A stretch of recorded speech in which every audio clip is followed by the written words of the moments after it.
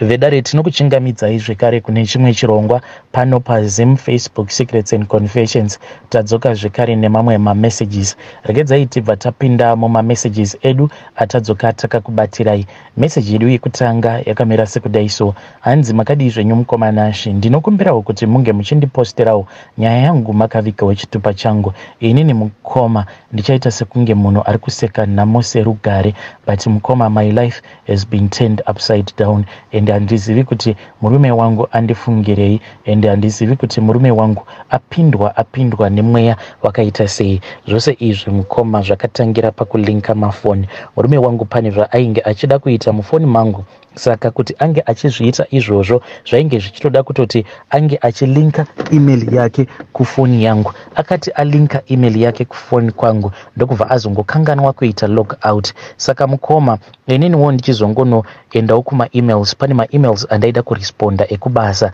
ndakabva ndazongologa in ne-email yake. Mukuzonotarisa ma-emails ainge angori ma-invoice. Saka ndakabva ndazoona imwe order yekuchina yeShein. Ndikati order yeShein, handina kumbogara ndakaorder chinhu paShein ini. Then mukuzonoverenga mukoma, ndakabva ndazoona kuti iShein yandisingatombozivi. Saka ndakabva ndazoona kuti zvinhu zvacho zvainge zvakaodwa yainge iri thong. Ndikati thong iyi yakaoderwa ani, plus nema-ex acho, haasi ma-ex andinopfeka inini. Ndikabva ndati mirai ndione, kasi baba ava vane chismall house chavo chavakaodhera zvimagistring izvozvizvi. Mukoma, ndakabva ndazama kuloga in neShein yavo, but yakabva yazoramba mufoni mangu. Ndakazoti time paya ndokubva ndazongobata foni yavo. Ivo vasitomborina kana ivo vainge vasina kana kumbosuspecta anything. Mukoma nashi ndakati ndichingonopinda paShein pavo ndokubva ndazoenda kuma-orders kuya. Mukoma, I got the shock of my life because murume wangu akaorder mathongs echirume mukoma. Nanhasi uno I am still in shock. Zvinoitawo here kuti munhurume angaorder tuya tumagistring tuya tunopfekwa nevanhukadzi kuti zvinge zvichizoita sei? Kanduwe kaakaorder aka mukoma kanongovhara pamberi apa, magadziko ose awa anenge ari kunze. Regedzai zvangu ndinge ndichiseka ini mukoma, but zvinhu zvekuti it is giving me a lot of sleepless nights.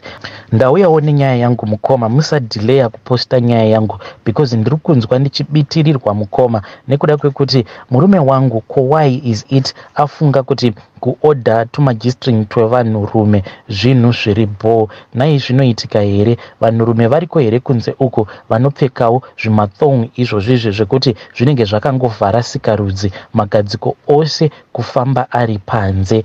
Inini ndakangoita ma-screenshot ndokubva ndakasika ndikabva ndasenda ma-screenshots aya kufoni kwangu, but it is giving me sleepless nights. Hey vedari, ndo message iyo yandakatumidzirwa ichibva kuna vahanzvadzi vedu. Please ngativabatsireiwo, ngatitaurei navo mucomment section. Regedzai tibva taenda panyedu inotevera. Nyedu inotevera yakamira sekudai so. Hanzi makadi zvenyu mukomanashi, ndinokumbirawo kuti munge muchindiposterawo nyaya yangu makavikawo chitupa changu.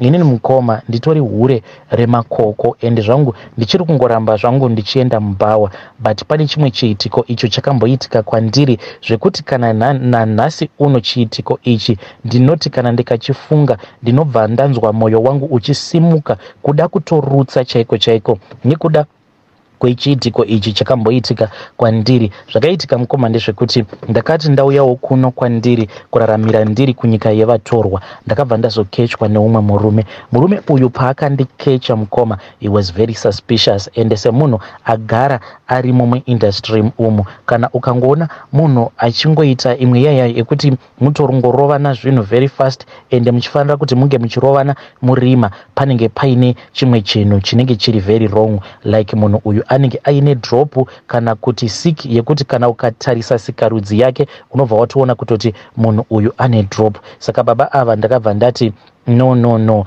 ini ndagara ndiri muindustry, hamufi makandingwarira. Ndikabva ndati kasi une sick here? Iye akabva ati no, handina kana sick. Ndobva vatondiwedzera mari baba ava, vakabva vati kana uchifungidzira kuti iwewe inini ndine sick, fine, tichiregedza kuita kurara tose as in tichiita iya penetration, but zvatava kuita ndezvekuti inini chingondiyamwa sikarudzi yangu. Kana ukagara wandiyamwa sikarudzi yangu, inini ndinenge ndatofara, unenge watondiitira ball. Apa tainge takagara kubackseat remotikari yake tichirwidzana mukomanashi because iye ainge achiti ndikuda kuzvipfekedza ndega condom. Ndikati no, haungazvipfekedzi because ndikuda kumeka sure kuti zveshuwa here sikarudzi yako iri right, plus ndikuda kumeka sure kuti hauna here varura condom iri because ndo mutemo wangu iwoyo. Handina munhurume wandinenge ndichida kurara naye anozvipfekedza ega condom. Inini ndini ndinotomupfekedza ndichinyatsokuona kuti zvese zviri boo here. Iye akaramba mukomanashi zvipfekedza zvake protector ya Murima. Iye akati ari very sensitive kulight, haafarire light. Ndikabva ndati boo, but ndainge ndatoboyekana. Mukoma akati apedza akabva ati huya, ndokubva ndazotanga kuyamwa sikarudzi yake. Apa yainge yakaita kurara mukoma. Ndakatanga kuimutsa kuti 1 kuzosvika manje yazoita simbi, asi ndakati ndichiyamwa kudaro mukoma ndainzwa imwe movement zvezvezvo kuti kunyange zvayo yainge iri muprotector, but ndainzwa kuti mukati meprotector imomo mune tumwe tunhu twainge tuchifamba zvekuti twaitondiyerekedza parurimi rwangu. Akazoti ava kunoproducer murume uyu mukoma. Ndikabva ndadzwa kuti zvinhu zvakabuda musikarudzi make zvinhu izvozvo ainge asiri masperms oga, but paitoratidza kuti maiva nezvimwe zvinhu zvainge zvichitorema. Saka inini nekungwarisa ndakabva ndakasika ndokubva ndamukurura protector area, ndikabva ndarasa protector area panze, ndokubva ati thank you very much for the good service. Inini ndakati ndaburuka motikari handina kana kumboita sekunge painge paine chimwe chinhu chandainge ndarasa pasi. Ndakabva ndatanga kufamba ndichidzokera uko kwainge kuine vamwe vangu. Then akangoti achingonosimudza motikari yake, ndakamhanya mukomanashi ndichidzokera paya apo patainge takapaka. Ndokubva ndatora riya protector riya randainge ndakanda pasi. Mukoma ndakaita sekunge ndichafenda because ndainge ndakabatidza torch yefoni yangu. Zvinhu zvandakaona zvakazaramo muprotector imomo mainge musitomborina kana maspemu zvachose, asi mainge makangozara makonye nehumwe hwainge hwakaita kunge hurwa, asi makonye ndiwo ainge akawanda. Hurwa hwainge hurimo mukoma hwainge huri hweyellow. So zvinhu izvi mukomanashi zvinhu zvakandivhundutsa zvekuti ndakatomboita mazuva ndichirwara. Ndainzwa pahuro pangu apa pachimaramara. Unoona zviya zvinoitika kana wava kuda kubatwa neflu, ndo zvandainge ndichinzwa. Ndakamboti maybe ESTI ine muchinda uyu. Ndikabva ndazoenda nacho chipepa cheche kuclinic. Kana manesi vakatoshamisika kuti hakuna STI inodai so, but vakangondipa zvavo mapirits, then kakupara kaya kandainge ndichinzwa pahuro pangu ndokubva kazodisappear. But physically hangu hapana mamwe machallenges andakazosangana nawo.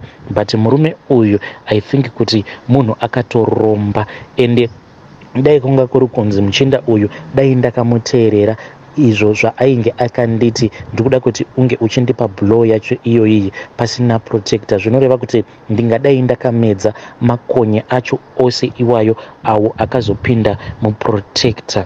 Mukoma ndichiri kuita hangu zvekutengesa muviri wangu, but now I am even more pakungwara. Ndangwara kudarikidza kungwara uko kwandainge ndakaita pandakatanga kuita basa iri. Vedare ndo message iyo yandakatumidzirwa ichibva kuna vahanzvadzi vedu. Kana kuri kunzi unoshandawo semunhu anoita izvozvizvi zvekutengesa muviri wake, please come to my inbox and tell me your own story, kuti uchizonosvika pakutengesa muviri wako chii chakaitika uye ndeapi mamwe machallenges aunosangana nawo. Regedzai tibva tapinda panyedu inotevera. Nyedu inotevera yakamira sekudai so.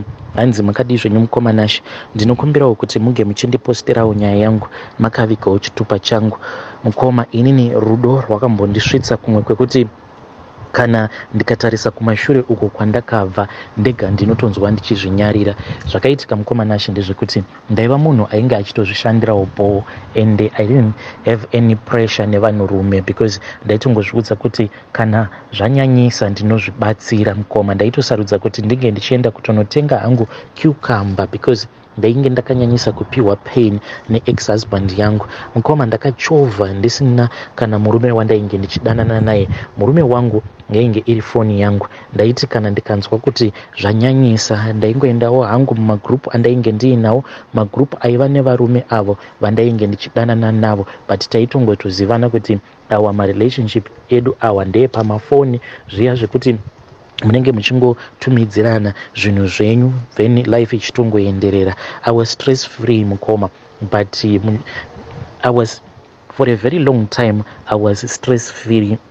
For a very long time Mukoma, I was stress free. Kuzosvika ndichizosangana navo baba ava pandakasangana navo, it was very funny because ivo baba ava ndakatongosangana navo zvangu mupepu vainge vachitotenga mapampa emwana wavo, saka vainge vasingazivi size. Ndokubva ndazovabatsira paya vakabva vandikumbira mafoni numbers angu. Ndakatovaseka kuti baba imi munondidheerera chaiko, apa muri kutenga mapampa emwana kurakidza kuti mutori nemwana kudhara, apa muri kuti imimi munondida. Ivo baba ava murume uyu wandakazotanga kudanana naye vakabva vazondiudza ivo nyaya yavo, vakabva vati nyaya iripo ndeyekuti inini nemudzimai wangu tanga tiri paseparation. Saka mudzimai wangu akabva azoenda kumusha. Mudzimai wangu paakaenda kumusha, paakangodzoka mushure mekunge tawirirana, ndipo paakabva azondiudza kuti ainge aine pamuviri. But ndinoti kana ndikagara pasi ndikatanga kucalculata mazuva acho awo aanoti ndipo paakabatira pamuviri, inini ndinoona kuti nhumbu iyi haisi yangu. Ende kumusha ikoko iyewo mukadzi wacho ainge akava paconfession yekuti ainge aine boyfriend, achiti ainge achida kungozamawo kuti ainge achingopedza stress. Baba ava vainge vachiti ivo vainge vachingonzwira tsitsi mwana uyu, and in the future vainge vachitarisira kuti vange vachizomuramba mukadzi uyu mushure mekunge mwana uyu ati yarukei. Vainge vachingonzwira mudzimai wavo tsitsi kuti saka izvezvi kana vakamudzinga anonanga kupi. Ndokusaka vainge vachigere vose vakabva vazoti kwandiri, ndati ndakakutarisa ndikabva ndazoona munhu achauya then kana azouya muupenyu hwangu obva azondipodza maronda angu awo andakapiwa nemudzimai wangu. Mukoma mukadzi wose anongoda kungopiwawo mbiri yekuti paanopinda murelationship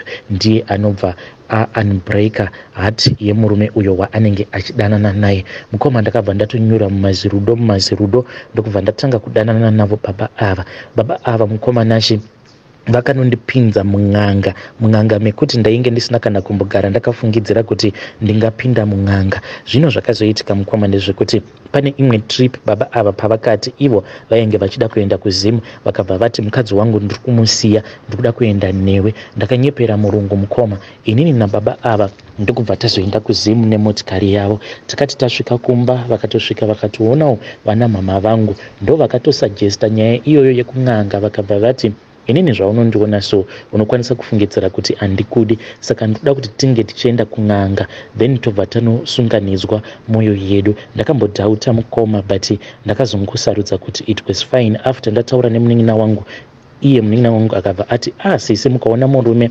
anosarudza kuti munge muchinosunganidzwa mwoyo yenyu kung'anga, munhu iye anokudai sisi, chingoendai naye. Ndokubva ndazoenda navo baba ava takaenda kune imwe ng'anga Mukoma, and I was not comfortable at all. Takabva tazopiwa mimwe mishonga manje. Mishonga iyi imwe yacho ndakanzi inini ndaifanira kuti ndinge ndichizogeza nayo, but ndaifanira kungogeza nayo mishonga iyi pandinenge ndiri kumaperiod. Hanzi apo pandinenge ndiri kumaperiod handifanire kuti ndinge ndichigeza muviri wangu, asi ndaifanira kungotora mishonga iyi mushure mekunge ndarara ndakaisoka. Ndobva ndatora mvura iyaya ndobva ndatanga kuzvisuka kuzvigeza sikarudzi yangu. Kana ndapedza kuzvigeza sikarudzi yangu ndobva ndazobika chikafu chandinozodya inini nemvura iyoyo yandinenge ndazvisuka nayo, nemvura iyo yandinenge ndazvigeza nayo sikarudzi yangu. Pandakanzwa izvi Mukoma ndega ndakabva ndati izvi handizvikwanise, but uyu murume uyu handina hangu kana kumbomuudza. Ndakangotora mishonga iyaya takazoti tava kuno Mukoma, ndava kubasa mishonga iyi ndakairasa. Baba ava ndakabva ndazongova bloka ndikati izvi zvekuti tinoshandisirana mishonga yekuti ivo vari kwavari vanonzi vanowacha mapendi avo, kana vawacha mapendi avo vobva vazonwa vakanwa mvura iyoyo, ende vanofanira kuti kana vachinwa mvura iyoyo vachitaura zita rangu, inini handizvikwanise. Ininiwo kusaidi kwangu ndichiita zvinhu zvakadaro zvekuti ndinozobika nemvura iyo yandinenge ndazvigeza sikarudzi yangu, ndikati no, izvozvo handizvikwanisi. Mukoma baba ava ndakangova bloka, vakaita nguva vachingondinetsa, but handina kuvapa hangu baba ava vakaita nguva vachingondinetsa, but handina kuvapa chikonzero chakaita kuti ndinge ndichizovaramba. Mukoma ndakatya kuti what if mwoyo yedu ikagara yabatanidzwa, baba ava vobva vazoti mudzimai wangu handikwanise kuti ndinge ndichimuramba. Ndakabva ndangoti kana iri marriage, Mwari ngaindidarike zvayo marriage inouya nenzira dzakadai. Hei vedari, ndo message iyo yandakatumidzirwa ichibva kuna vahanzvadzi vedu. Kana wanga uri iwewe, waisacrifice here, wairiska here kunwa mvura yaunenge wazvigezesa, hanzi sikarudzi yangu ndiri kumaperiods, wobva wazoshandisa mvura iyoyo kubika chikafu chaunenge uchifanira kudya musi iwoyo nemvura iyoyo? Ndo kuriska ikoko. Hanzi ndakati Mwari, marriage iyi let it just pass, ngaidarike zvayo. If it was you, waiti kudii? Waigamuchira here marriage iyi? Hanzi ndakazongova bloka baba ava, handina kana kumbovapa chikonzero. Zvakangoma hazvo vedu we. Please uyai nema experiences enyu.